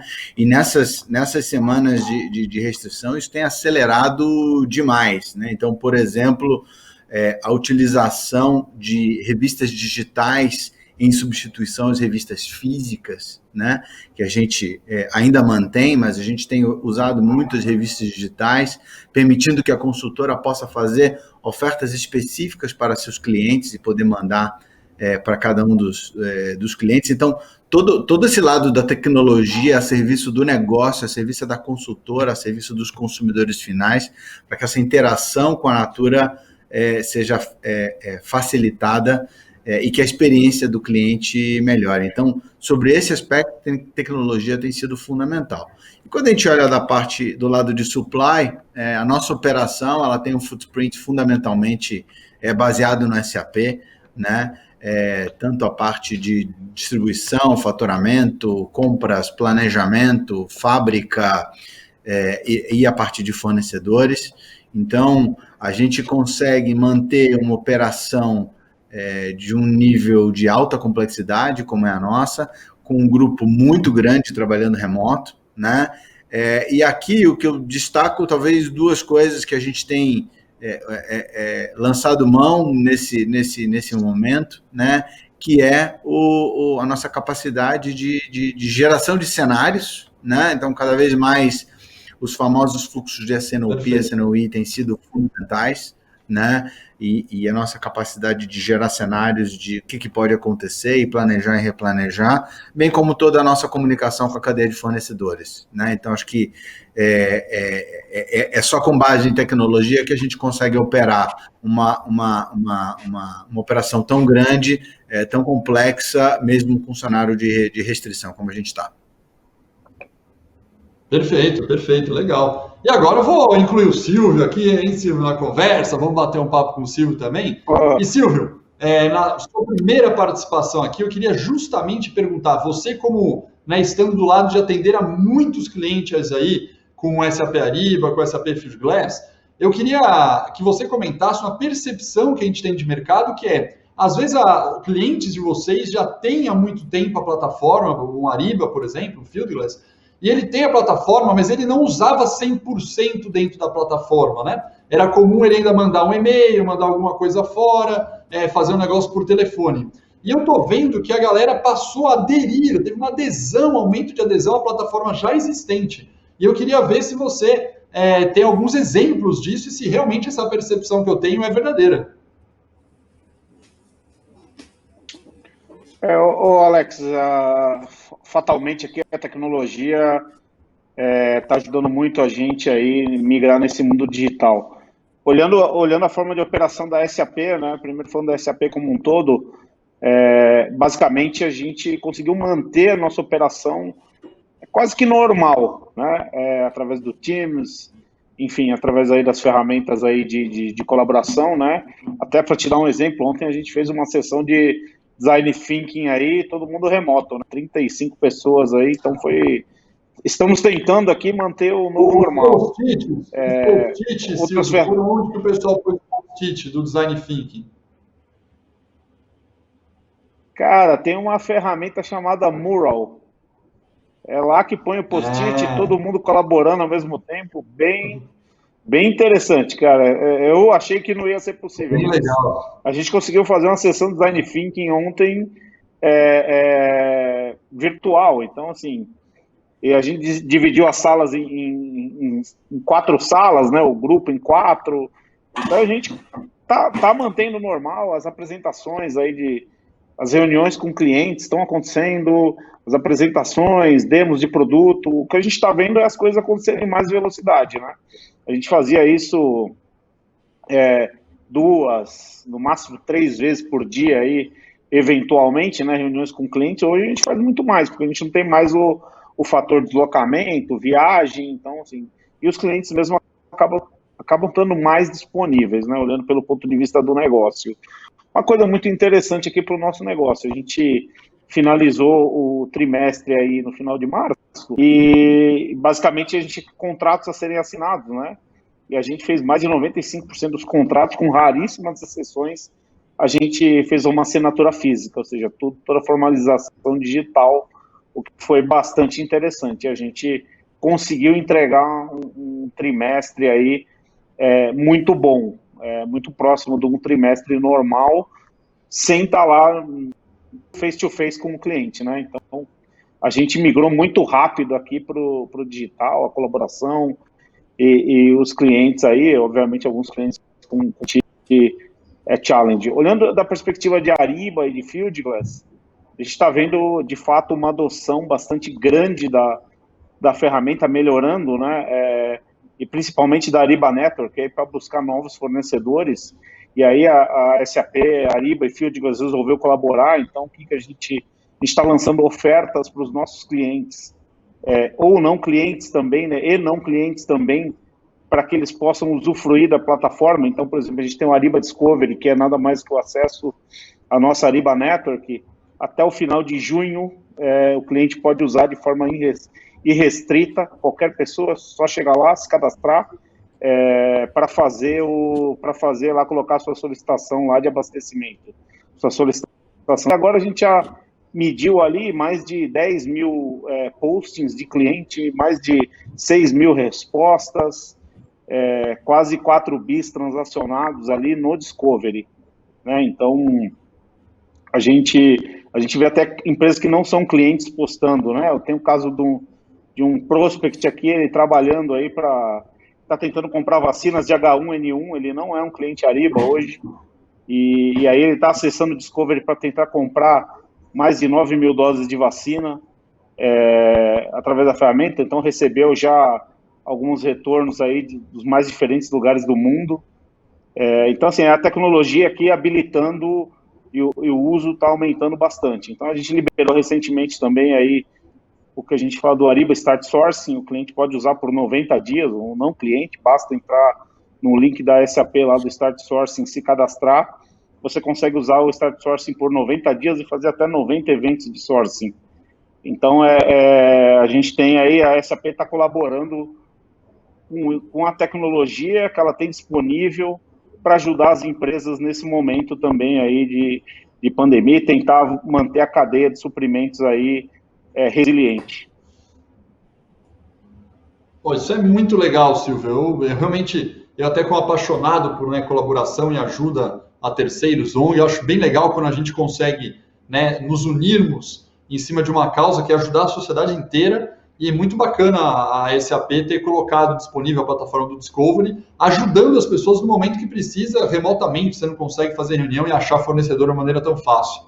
Bem legal. E aí, Thiago, falando sobre fornecedores, então, como que você está enxergando essa gestão agora, não falando do iFood, sim dos seus fornecedores? Como que você está enxergando esses seus fornecedores nesse cenário? Eles estão também se adaptando? Eles estão também fazendo uso tranquilo da tecnologia junto com vocês? O que está mudando na dinâmica com os seus fornecedores? Alex, eu acho que a grande discussão nesse momento é como manter a cadeia viva, né? A gente tem essas discussões constantes, porque enxergando mais até fora do iFood, como manter a cadeia viva, visto que as empresas têm demandado menos e alguns fornecedores que são pequenos e de fornecimentos específicos acabam não se sustentando. Então, eu tenho visto algumas ações de empresas no sentido de fazer compras antecipadas, garantir fornecimento para o médio e longo prazo. Aqui do lado do iFood a gente contrata muito serviço, então o impacto não é tão grande, mas para a parte de materiais, a gente tem isso um pouco também. Uma coisa que a gente vem fazendo são discussões internacionais por alguns materiais que a gente compra, que talvez, assim, sempre a China está na jogada, só que é um momento que a gente fala bastante de, primeiro, o dólar muito alto, aí vai um pouco do que o professor falou no início aqui da discussão. O dólar muito alto, ele fortalece o mercado interno, então é um momento da gente pensar em algumas maneiras de fortalecer o mercado interno. Eu vejo alguns fornecedores mudando o teu tipo de fornecimento para poder se adaptar ao momento. Então, fornecedores que antes produziam bags, que a gente comprava, cara, eles viraram um maquinário para produzir máscaras. Então, vamos ajudar esse fornecedor, vamos comprar máscara com esse fornecedor para fortalecer a cadeia e fortalecer o mercado nacional. Eu vejo muitas empresas que nem forneciam para o iFood, porque não fazia parte do escopo, e que acabaram virando maquinário para coisas que a gente precisa nesse momento. Então, a gente tem a nossa lista de fornecedores aumentou durante esse período. A gente tem priorizado fornecedores menores, justamente para poder sustentar e manter a cadeia. E óbvio que a complexidade de tecnologia com fornecedores menores é um pouco maior. É mais difícil lidar com essas pessoas usando tecnologia, visto que elas não têm, com essas empresas, visto que elas não têm tanta estrutura quanto uma grande empresa. Uma coisa que o Silvio comentou, a gente também tem usado bastante, isso a gente já fazia antes do período que a gente está vivendo, que é a assinatura virtual. Então já era uma rotina, a gente já vinha nesse processo de digitalização, primeiro para evitar papel, segundo para agilizar. Mas com fornecedores menores isso às vezes é um pouco mais complexo, mas a gente tem forçado também, porque mesmo isso não é tão complexo. Chegar um e-mail e ter um botão para apertar, ou isso é uma coisa muito trivial. Então, acho que a relação que a gente tem nesse momento com os fornecedores é nesse sentido de fortalecer a cadeia, como deixar a cadeia viva, como fortalecer o mercado nacional, como sustentar os fornecedores que são menores. Quando a gente fala disso, a gente não está falando só de empresas, né? A gente está falando de pessoas, são famílias, são pessoas que são afetadas. Então a gente tem ido bastante nessa linha. Perfeito. E o que você comentou, né, puxando o gancho que o Silvio tinha falado sobre assinatura de contrato digital e você também, você acaba, além de ajudar, que é muito legal o que você falou, de desenvolver o fornecedor para, economicamente, em termos de sustentabilidade, apesar de ser um passinho pequeno, é um passo a passo de inclusão digital também de um fornecedor que não tinha essa cabeça de assinar o contrato digital, de usar uma plataforma, você acaba também inserindo digitalmente e criando essa sustentabilidade no fornecedor. Isso é bem bacana realmente, né? Quando a gente entende essa cadeia, que não são só as grandes que desenvolvem, mas as empresas que também são menores na cadeia acabam sendo desenvolvidas, é muito legal, né? Aliás, como é o caso, voltando para o Brea, de Natura, né, pessoal? Natura já tem, por essência, essa questão de sustentabilidade, desde do presidente, fundador, chairman da Natura, ele tem essa visão de sustentabilidade muito forte, trabalha em desenvolvimento de cooperativas de pessoas pequenas no Brasil inteiro, e é muito legal pensar que já vai ter uma inclusão digital nesses campos. E aí, Brea, pensando nessas empresas fornecedoras grandes ou pequenas, como que você está enxergando o risco, tá? Você está enxergando um risco de fornecedores locais e alguns fornecedores globais, como o professor falou, nesse momento de Covid? Olha, Alex, é só o que a gente faz ultimamente aqui, mapear a cadeia e entender os riscos associados, né? E como você falou, os riscos vêm de inúmeras vertentes, né? Então, pegando as nossas cadeias mais longas, tipicamente importados, Europa, Estados Unidos, Ásia, né? A gente tem os riscos relacionados às rupturas dessas regiões, né? Apesar de que, dado o contexto que a gente viveu nesses continentes, nós, especialmente na Natura, realizamos um impacto, na minha opinião, baixo, né? Na grande maioria é possível de ser contornado, sejam com ações mais expressas, seja com produtos alternativos, mas, na minha visão, dado o contexto, o impacto, até o momento, é bastante baixo. Quando a gente olha mercado local, aí sim a gente se aproxima também com empresas grandes, empresas pequenas, e a gente tem tido uma preocupação grande de olhar para além do primeiro elo, né? Então a gente está olhando o segundo e terceiro elo, incluindo as comunidades fornecedoras da Amazônia, como você mencionou, as comunidades de insumos da biodiversidade para a Natura são super importantes, além de que tem uma questão social envolvida, são fornecedores de insumos importantes que vão de forma bastante transversal nos nossos produtos, né? Então, a gente tem feito um olhar de demanda, obviamente, para saber qual que é o impacto da nossa demanda nesses fornecedores. Temos tido um olhar de sustentabilidade financeira, temos tido um olhar de primeiro e segundo elo, como eu mencionei, e aí eu estou falando muito de Brasil, mas o mesmo se aplica aos demais países da América Latina, que também estão vivendo cenários de restrições diferentes. Então, de novo, aqui não tem uma grande fórmula, a gente está muito próximo com os fornecedores, entendendo o cenário, reprojetando dada a demanda e garantindo que o cenário do horizonte que a gente está olhando, que esses fornecedores eles estejam saudáveis, que eles estejam fazendo os ajustes de capacidade necessário para manterem um bom equilíbrio saudável nas suas operações, né?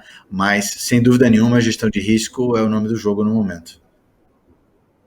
Perfeito. E aí, Bré, o pessoal gosta de número, certo? O pessoal gosta de número para ter uma ideia, para comparar com o que o professor comentou com a gente antes. Em termos de fornecedores globais, tá? Que não são fornecedores locais, mesmo perguntando sobre as outras atuações da Natura América Latina. Vamos inventar um número aqui que você tem hoje 100 fornecedores, tá? Que compra 100 itens de 100 fornecedores, só para pôr um número facinho de todo mundo pegar. Você está vendo que nesse ano já está começando, no ano que vem, de 100 cai para 98, 90, mantém os mesmos 100 itens de 100 fornecedores ou aumenta global? O que você está enxergando de cenário Natura? Olha, o que a gente tem visto, e aí pegando um gancho com o que o professor falou, o que a gente tem visto são muitas empresas globais que têm footprints em Europa, em Ásia e vários também na América Latina. Eles estão buscando replicar os mesmos produtos em várias plantas, né? Então, tem produtos que hoje eu só compro de uma determinada empresa global da Europa, e esse fornecedor está fazendo uma réplica desse mesmo produto na sua planta nacional, né?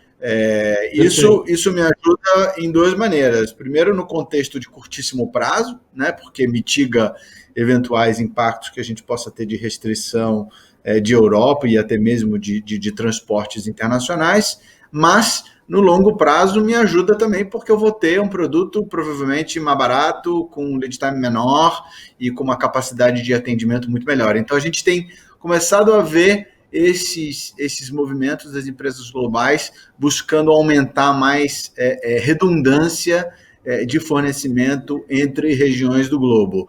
Para te dizer se o 100 vai virar 90, 95, ainda não sei, mas que acho que é uma tendência das empresas globais replicarem esse footprint, certamente. Legal. O Thiago lá no iFood não tem tanta também dependência, né, Thiago? Você naturalmente já tem uma distribuição de fornecimento muito local, muito Brasil, né? Você está passando por isso, mas os poucos que eventualmente escapou de fora, está tendo alguma mudança ou não? Então, a gente tem muito poucos fornecedores de materiais, especificamente, que são estrangeiros. A gente tem vários, que são de tecnologia, que fornecem softwares. Esses a gente tem uma tendência a continuar, a gente depende muito disso, muito por conta de manter a plataforma ativa, a gente depende de softwares que vêm lá de fora, que as empresas são internacionais. Mas acho que vai um pouco do que eu falei anteriormente. Agora, no curtíssimo e curto prazo, a gente está pensando muito na cadeia nacional. Então, a gente quer garantir que o país se sustente e consiga sobreviver a essa crise. Não adianta agora eu querer negociar com fornecedores internacionais para garantir preço e quebrar a cadeia nacional. Não adianta nada eu pegar um fornecedor nacional e espremer o cara em preço. Não adianta eu querer postergar muito o prazo de pagamento para essas empresas, principalmente os menores, porque elas não vão se sustentar. Assim, acho que hoje o grande pensamento é muito mais no sentido de manter a cadeia viva, criar novas parcerias, manter a estrutura, não só do iFood, mas do Brasil como um todo, e depois começar a pensar num próximo desenvolvimento que seja internacional, seja garantir fornecedores mais robustos. E eu entendo uma coisa também, que fazendo esse trabalho agora no curto prazo, a gente está criando novos fornecedores. São fornecedores que estão se estruturando, que estão crescendo, que estão se digitalizando, que hoje são pequenos e daqui a pouco no médio prazo são médios fornecedores e que conseguem fornecer não só para o iFood, mas para outras empresas também. Então a discussão internacional nesse momento está um pouco parada, algumas coisas até fazem sentido, que a gente importe, como bags que a gente compra para os entregadores.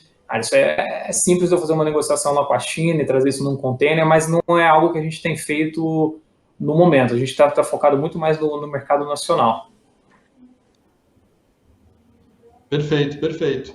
E aí, Silvio, a gente ouvindo aí o que está contando o Thiago, o que está contando o Brea, sobre essa questão de mapeamento de risco, eles estão fazendo fortemente essa questão de mapeamento de risco de fornecedores, né? A gente tem um problema, Silvio, no mercado também, que aumenta o risco nos serviços de fornecedores terceirizados, né? Como é que a gente controla esses fornecedores terceirizados? E você aí deve estar vendo também um aumento ou uma aceleração do processo, porque o SAP Fieldglass, ele atua bastante nessa parte, né, de risco de contratos terceirizados. Como que você está vendo essa gestão de risco de terceiros aí no momento atual? Alex, obviamente eu tenho visto uma aceleração muito forte em algumas indústrias, né, específicas, por exemplo, quando eu falo de varejistas, grandes varejistas, drogarias, empresas de serviços essenciais, aí a gente pode, nesse momento, o iFood, pelo menos aqui acho que para a grande maioria tem sido um serviço essencial aí nessa pandemia, né? Eu tenho visto uma aceleração muito grande e cada vez mais os clientes necessitam de mecanismos que vai ajudá-los a fazer o onboarding desse trabalhador, né? Desse trabalhador terceirizado. Identificar ele no mercado, identificar quem são as pessoas, fazer o onboarding muito rápido dessas pessoas, né? Então, eu tenho casos aí de clientes que estão trabalhando, eles trabalham com equipes de transporte, por exemplo, então, empresas do ramo de alimento aí que tem carga, uma equipe de transporte mais ou menos tem umas 15 pessoas, né? E se uma pessoa daquele grupo está infectada, o grupo inteiro fica em quarentena, então tem que trocar aquelas 15 pessoas.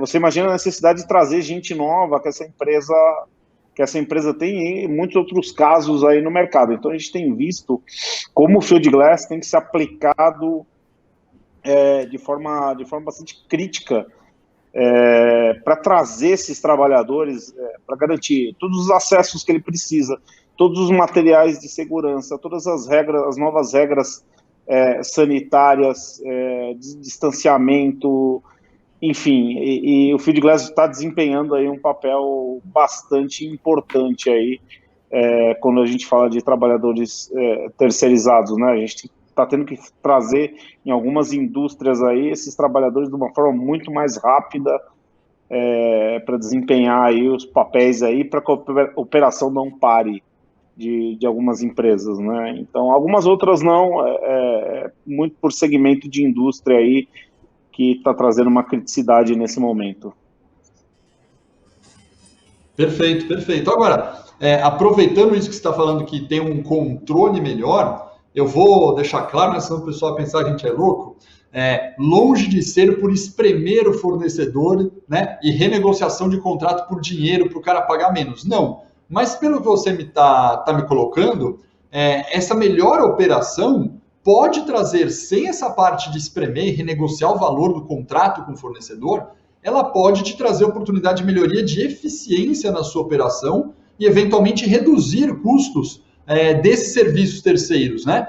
Isso você também tem visto, a melhoria de eficiência e, consequentemente, um ganho financeiro por esse controle e a gestão de terceiros?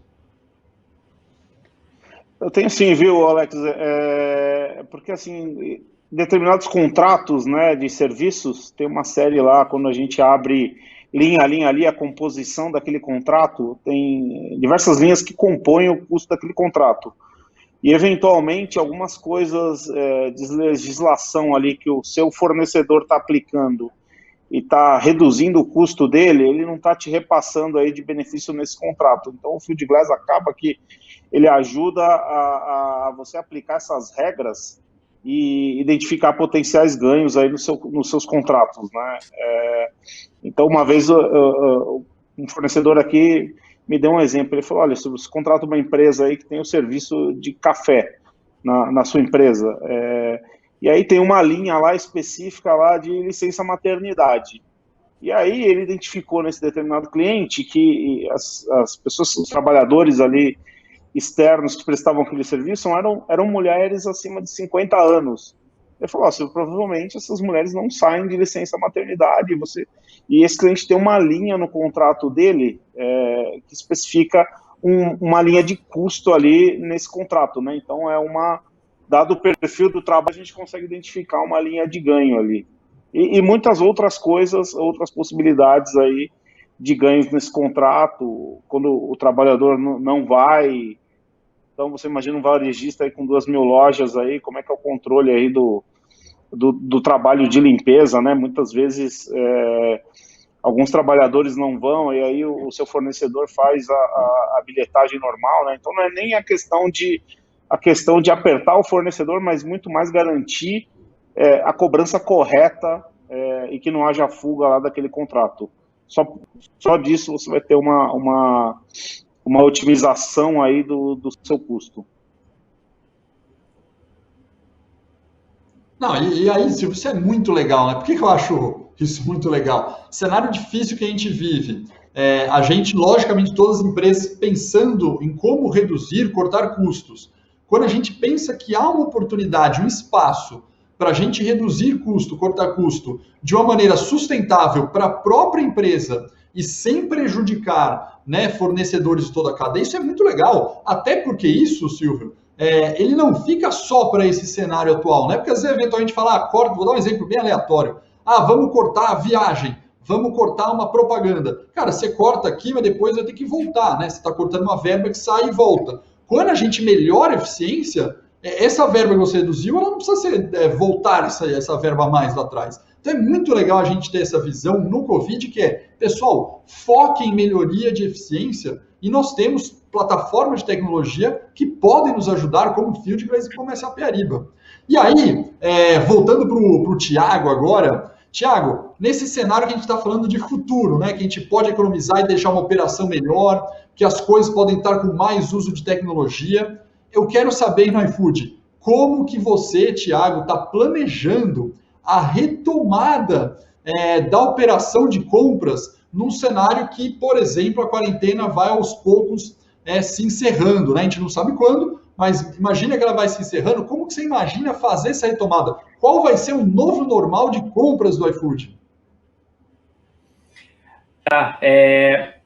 O que eu, primeiro, assim, acho que uma mudança de mindset que aconteceu a gente não trabalha mais com metas de 6 meses, de 1 ano, agora a gente trabalha com metas de 30 a 60 dias, então o nosso pensamento agora é sempre no curto prazo, porque a gente tem que se reinventar e se adaptar constantemente.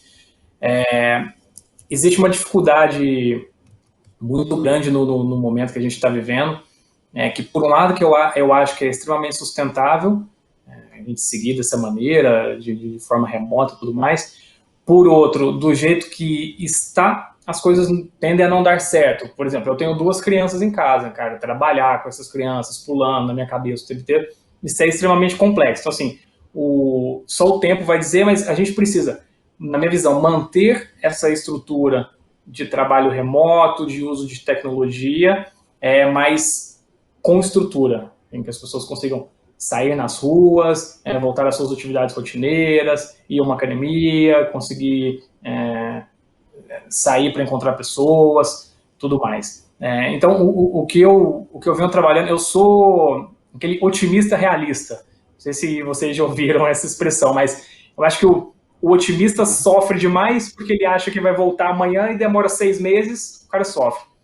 O pessimista sofre porque é pessimista. Então, assim, a minha tendência é pensar que daqui 1 mês a gente volta, mas eu entendo muito bem a realidade, que se isso acontecer daqui 3, tá tudo bem. Então eu estou seguindo muito nessa linha. E o que eu venho fazendo tentando dar exemplo para o time, porque além de cuidar da minha sanidade, das minhas coisas, eu preciso dar esse exemplo e puxar o time. Então, o que eu venho trazendo é, pessoal, esse aqui é o novo normal, a gente vai trabalhar desse jeito. Se a gente vai voltar aos poucos, existe uma tendência muito grande que as coisas continuem como são hoje, em termos de processos, em termos de tecnologia. Eu acho que a gente, isso eu posso dizer geral, eu posso dizer mundo, as pessoas estão aprendendo a se reinventar, estão aprendendo coisas novas, existem discussões governamentais de quando as coisas voltarem, vão ter menos carros nas ruas, porque as pessoas tendem a ficar mais em casa. Então, assim, tem ganho de emissão de gás carbônico e a infraestrutura. Antes a gente precisava fazer isso, agora a gente vai para esse lado, por conta dessa mudança. Então, a minha tendência é pensar dessa maneira. Eu acho que a gente está aprendendo a fazer coisas novas, a gente está evoluindo coisas que não eram tão boas no passado, e isso tende a ficar. Só que o melhor disso tudo é que isso tende a ficar com mais estrutura e mais liberdade no sentido físico das pessoas poderem ir e vir. Então, como empresa, a gente está se preparando para a retomada aos poucos, assim, conforme as datas vão sendo atualizadas, dependendo muito de vai ter lockdown, não vai ter, pode voltar agora aos poucos, ainda não pode, mas o escritório a gente já está preparando ele fisicamente para isso, para manter distância entre as pessoas, uso de máscaras, higienizações, essas medidas que são básicas. Então, o nosso time de compras faz parte disso, então a tendência é que voltemos aos poucos conforme as orientações gerais e conforme a empresa for voltando, mas em termos de processo, tecnologia, estrutura, a tendência é que sigamos dessa maneira, porque eu vejo muitos ganhos e eu não enxergo isso como futuro, eu enxergo isso como o presente. Essa quarentena foi um choque de realidade no sentido de quem ainda tinha um pensamento muito conservador não tem mais. Quem não aceitava certas coisas passa a aceitar agora. Quem não entendia de tecnologia agora tem que entender. Quem não consegue ficar distante agora consegue. Então, no meu ponto de vista, a gente vai manter isso, a gente vai aprimorar cada vez mais, impossibilitando, obviamente, dentro do médio prazo, o contato e o convívio pessoal. Perfeito, muito legal os comentários que você falou. Existe toda uma lógica de preparo para voltar, mas não volta do jeito que era. Eventualmente a gente volta melhor do que era, né? E aí eu quero fazer a mesma pergunta, né? Com a visão da Natura, uma visão até da cadeia de supply. Como que você, Brea, está enxergando isso? E se vocês na Natura já estão fazendo um plano de retomada aí desse cenário? Volto a falar, né? Que eu acho que vai ter diferença, na minha opinião, o Brea pode comentar. Cenário pós-encerramento de quarentena e cenário pós-vacina. Para mim, são dois cenários diferentes. Alex, a gente, para além dos temas que o Thiago mencionou, né, de formas de trabalho e questões de cultura empresarial, né, que certamente a gente vai incorporar muito do que a gente aprendeu nessa realidade que a gente está vivendo agora, concordo com o Thiago. Nosso foco em supply na Natura está na retomada da demanda, né? Então, a gente tem olhado agora muito o segundo semestre, né? Buscando planejar e montar uma estratégia comercial e de supply para esse segundo semestre, né? E como você pode imaginar, existem todos os cenários, dos mais pessimistas aos mais otimistas, né? E a nossa energia está muito nisso, né? Como a gente pensa nisso e prepara a nossa cadeia para reagir dada essas incertezas, né? Porque o final do ano para a gente ele é muito importante, sempre foi, é uma época de muito volume, né, que a gente precisa trabalhar e se planejar, e a nossa energia está muito nisso, né, e buscando trazer estratégias diferentes do que nós sempre fizemos, né, incorporando muito do que a gente tem colhido de aprendizado dos meios digitais, como eu falei. Então, Hoje a gente tem uma venda que é bastante dependente do nosso catálogo, da nossa revista, mas nesses últimos tempos a gente tem incorporado muito o poder do digital. Então, a nossa estratégia de retomada, quando a gente olha para a cadeia de fornecedores, ela tem girado em torno disso, né? Da gente desenhar estratégias com marketing, com comercial, em logística, para que a gente possa, seja nos próximos 3 meses, seja nos próximos 6 meses, conseguir fazer uma retomada que surpreenda os nossos clientes e nossas consultoras. Perfeito, perfeito. Eu acho que vocês dois deixaram claro um cenário bem interessante, que em termos de empresa, né, pensando como o iFood, pensando como a Natura está fazendo uma estrutura, a Natura e o iFood não ficam igual, né, no futuro. Vai passar por esse aprendizado com ganhos positivos de ter passado pela crise. A dúvida que eu levanto, fazer um ping-pong aqui, hein, pessoal? Não vale filosofar, um ping-pong sim ou não, tá? O ping-pong vamos pensar no consumidor. A empresa, está claro que a empresa muda. A lógica se eu pensar, por exemplo, no iFood, se o número ou a métrica, seja qual for o iFood usar, de quantidade de vezes que as pessoas estão pedindo pelo iFood comida, quantidade de vezes que estão comprando, por exemplo, uma maquiagem, como você falou, Bre, que é um produto não essencial, será que pós-vacina volta o hábito de consumo anterior ou não volta o hábito de consumo anterior? O que você acha, Thiago? Vai voltar o hábito de consumo anterior ou o hábito vai ter uma mudança e se sim é grande ou baixa, na sua visão? Eu acho que se mantém, o crescimento se mantém, assim, a empresa já vinha num crescimento, o período favoreceu isso um pouco, porque hoje a gente deixou de ser um prestador de serviço para ser uma utilidade pública, né, no que a gente está vivendo. Então, acho que isso se sustenta, mas esse é o grande desafio que a gente vai ter depois, de conseguir manter esses novos usuários dentro da plataforma, de continuar fornecendo bons serviços para garantir que eles continuem comprando. Mas, do meu ponto de vista, tem uma tendência de crescimento, sim. Que é natural da empresa. Não Legal. Só e você acha que volta o padrão de hábitos das pessoas de antes ou não? Eu acredito que não. Eu acredito que as pessoas vão incorporar essa nova realidade. As pessoas, se a gente pegar o Brasil, onde a participação do mercado de beleza no e-commerce é relativamente baixa comparativamente a outros países, as pessoas estão provando das comodidades e da experiência bacana que elas podem ter no e-commerce, ou no nosso caso, no CN e-commerce, né, tendo a sua consultora para recomendar produtos com todas as comodidades da venda digital. Eu acredito que muitos desses clientes que experimentaram dessas conveniências, eles vão continuar e a tendência é crescer.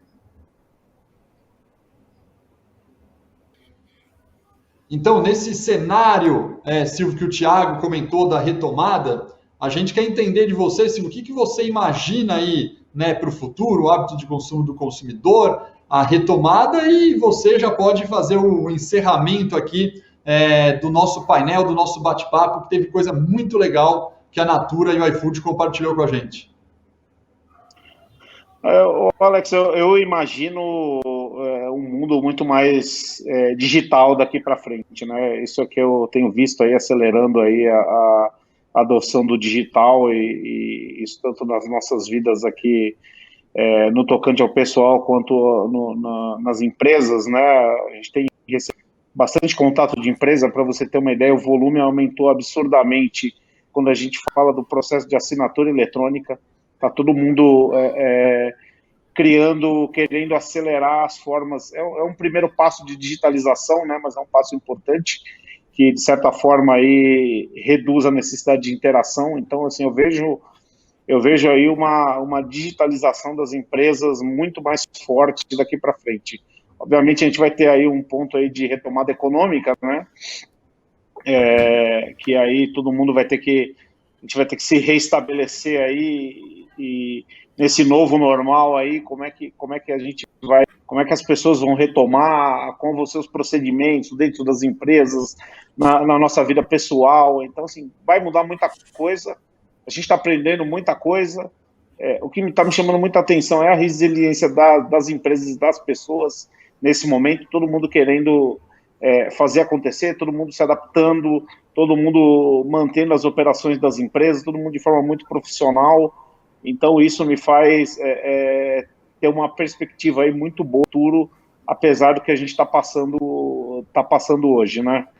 Eu acho que isso é para mostrar aí que a gente de verdade consegue se reinventar quando necessário, e muitos negócios vão ter que se reinventar daqui para frente. Para você ter uma ideia aqui, eu tive que mudar todo o meu plano de geração de atividades aqui da SAP, a SAP inteira teve que mudar todos os planos, seja de eventos, seja de geração de demanda, de contato com os seus clientes, e muito provavelmente muitas coisas que a gente começou a fazer agora vão continuar lá para frente. Então eu imagino que vai ser um mundo muito acelerado digitalmente aí daqui para frente, né? Então a gente vai ter de fato aí uma economia digital, mais os clientes, as empresas preocupados em migrar aí suas plataformas, chegar de verdade na transformação digital, né? Encerrando o evento aqui, fico muito feliz de ouvir aí o que a Natura, o iFood estão fazendo aí. Eu tenho acompanhado aí de perto aí o dia a dia deles, né, como aqui o responsável por Ariba e Fieldglass no Brasil, 2 grandes clientes. É importante o sucesso deles nesse novo mundo de negócios na nuvem.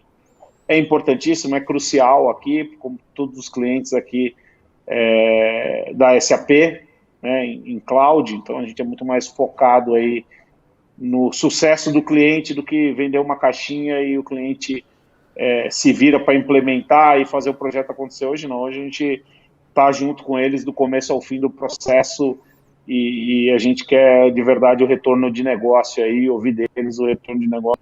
É muito bom saber que eles estão tendo bastante sucesso com a plataforma, né? E eu gostaria de agradecer, muito obrigado pela participação. Imagina, muito obrigado vocês, né, da SAP Ariba, por ter feito o convite para nós aqui. É um prazer enorme. Brea, muito obrigado pela participação, abriu todas as informações aí que você pôde compartilhar da Natura, o Thiago explicar a estrutura super interessante que ele tem de compras, e logicamente o Marcelo aqui, né, que está com a gente também, fazendo a apresentação aí do evento. Obrigado, Marcelo. Tchau, pessoal. Um prazer estar com todos aí. Pessoal, obrigado. Foi super legal. Eu reitero os agradecimentos aí a todos vocês, especialmente ao Brea e ao Thiago, que disponibilizaram seu tempo para participar desse formato diferente e inovador. E a gente espera poder fazer mais vezes, mais bate-papos, e quem sabe no futuro próximo não ficar também 100% digital. Quem sabe a gente também pode chegar e tomar uma cerveja juntos ou tomar alguma coisa juntos e bater esse papo da mesma maneira nos outros formatos que a gente conhece. Muito obrigado a todos e até a próxima. Valeu, pessoal. Obrigado. Tchau, tchau. Obrigado. Tchau, gente. Obrigado. Valeu, galera. This second, your company is spending money. Here, and here, even here. And you need to stay compliant when you are doing this and this. But maybe not this. But it's not getting any easier. Uncertainty, complexity. What used to take 10 years now must be done in 1. What if you could capture data and apply policy every time money was spent, with the best systems for each category and the largest networks and platforms, and then bring all that data into one unified view? That is intelligent spend management from SAP.